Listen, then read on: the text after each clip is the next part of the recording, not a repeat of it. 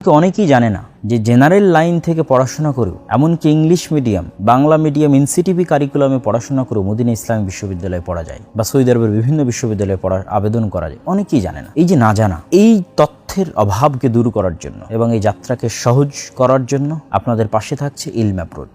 মিরপুর 12 দাওয়া সেন্টারে আমরা আমাদের অফিস উদ্বোধন করছি আলহামদুলিল্লাহ। আসসালামু আলাইকুম ওয়া রাহমাতুল্লাহি ওয়া বারাকাতুহু। আলহামদুলিল্লাহ ওয়াহদা ওয়াসসালাতু ওয়াসসালামু আলা মান লা নাবিয়্যা বা'দা।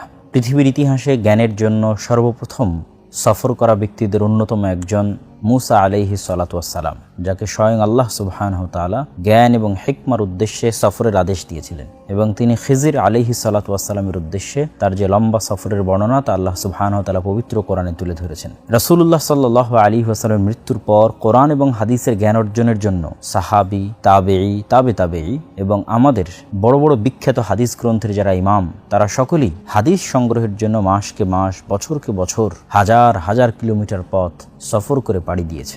সফর ছাড়া কখনোই জ্ঞান পূর্ণতা পায় না। কিন্তু আমাদের অসংখ্য প্রতিভা, অসংখ্য মেধাবী ছাত্র কিভাবে বিদেশে পাড়ি জমাবে, কিভাবে দেশ বিদেশের বিখ্যাত ইউনিভার্সিটিগুলোতে তাদের প্রতিভা এবং জ্ঞানের বিকাশ ঘটাবে, মদিনা ইসলামী বিশ্ববিদ্যালয়, Azhar university, King Abdul Aziz, King Saud বিশ্ববিদ্যালয় সহ বিশ্বের আরও যত বিশ্ববিদ্যালয়গুলো আছে সেগুলোতে তারা যাবে এবং জ্ঞান অর্জন করবে, এই সম্পর্কে সঠিক দিক নির্দেশনা না পাওয়ার অভাবে, সাহস না করার অভাবে, সঠিক পরামর্শ না পাওয়ার অভাবে অনেক মেধাবী ছাত্র ঝরে পড়ে। আলহামদুলিল্লাহ, আমি যখন ভারতের দারুল উলুম দেওবন্দে পড়াশোনা করেছি, অতঃপর যখন মদিনা ইসলামী বিশ্ববিদ্যালয়ে পড়াশোনা করেছি, অতঃপর যখন ইংল্যান্ডে পড়াশোনা করেছি, ঠিক আমার মেজো ভাই আব্দুর রহমান, সে ভারতে পড়াশোনা করেছে, কিং আব্দুল আজিজ ইউনিভার্সিটিতে পড়াশোনা করতেছে। আমার ছোট ভাই আব্দুর রহিম, সে মিশর আল আজহার বিশ্ববিদ্যালয়ে পড়াশোনা করতেছে। আমার ছোট বোন মারিয়াম, সে কিং সৌদ বিশ্ববিদ্যালয়ে পড়াশোনা করতেছে। এই যে যাত্রাগুলো আমাদের কাছে বিভিন্ন সময় মানুষ জানতে চায় যে সে কিভাবে মদিনা ইসলামী বিশ্ববিদ্যালয়ে আবেদন করবে বা কিভাবে অমুক বিশ্ববিদ্যালয়ে পড়ার জন্য সে যাবে, কিভাবে আজহার বিশ্ববিদ্যালয়ে যাবে।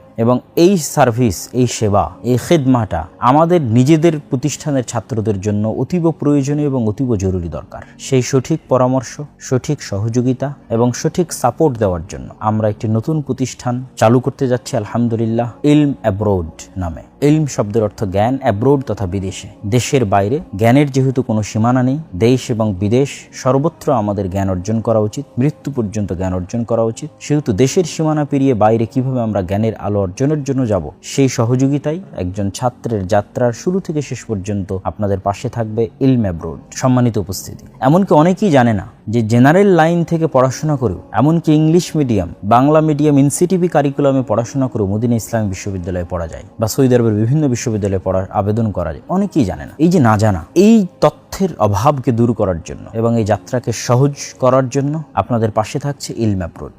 মিরপুর 12 দাওয়া সেন্টারে আমরা আমাদের অফিস উদ্বোধন করছি আলহামদুলিল্লাহ। সেখান থেকেই আপনাদের এই সার্বিক কার্যক্রমে ফিজিক্যাল সহযোগিতা করা হবে, আর অনলাইনে আপনারা আমাদের পেজ থেকে ঘুরে আসতে পারেন এবং আমাদের পেজে মেসেজ দিয়ে আপনারা এই সহযোগিতাগুলো সংগ্রহ করতে পারেন। আমাদের যোগ্য অভিজ্ঞ দায়িত্বশীলগণ যারা দীর্ঘদিন ধরে এই সেক্টরে কাজ করতেছেন, তারা আপনাদেরকে সহযোগিতা করার জন্য আলহামদুলিল্লাহ আপনাদের পাশে থাকবে। আশা করি আপনাদের সাথে দেখা হচ্ছে জ্ঞানের উদ্দেশ্যে বিদেশ যাত্রায় ইলম অ্যাব্রোড, মিরপুর 12 দাওয়া সেন্টার। আসসালামু আলাইকুম ওয়া রাহমাতুল্লাহি ওয়া বারাকাতুহু।